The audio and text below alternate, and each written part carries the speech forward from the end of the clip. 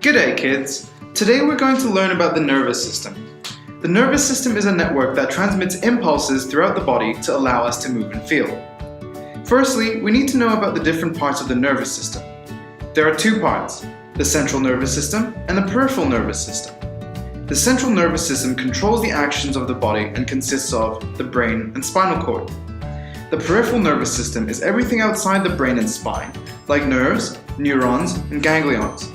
This system sends signals between the central nervous system and the rest of the body. Neurons carry electrical impulses through the body. These impulses are signals to inform the brain of its surroundings. There are three types of neurons, each with their own function. The sensory neuron is where the impulse first begins its journey. It is created in the receptor cell and travels down the neuron.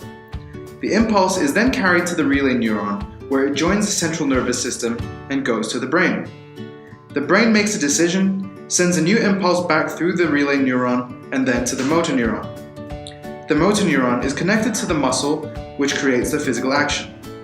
The whole duration from the impulse being created and sent back to the motor neuron is known as reaction time. When the human body is under duress, reaction time is much faster. Have you ever noticed how fast you react when you touch something hot? Why is that?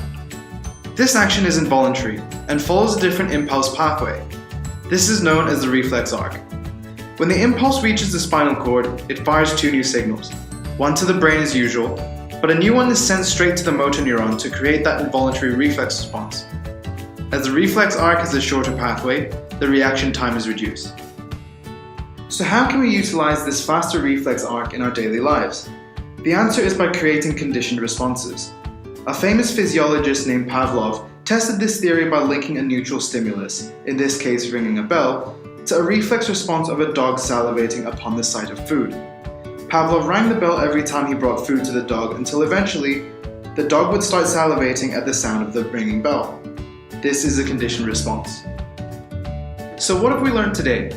Well, we learned that the nervous system is made up of two parts. The central nervous system, which controls the actions of the body, and the peripheral nervous system, which sends information to the spine and brain. We also learned how the body's involuntary actions have reduced reaction times. These involuntary actions follow the reflex arc and help to increase survivability in our daily lives.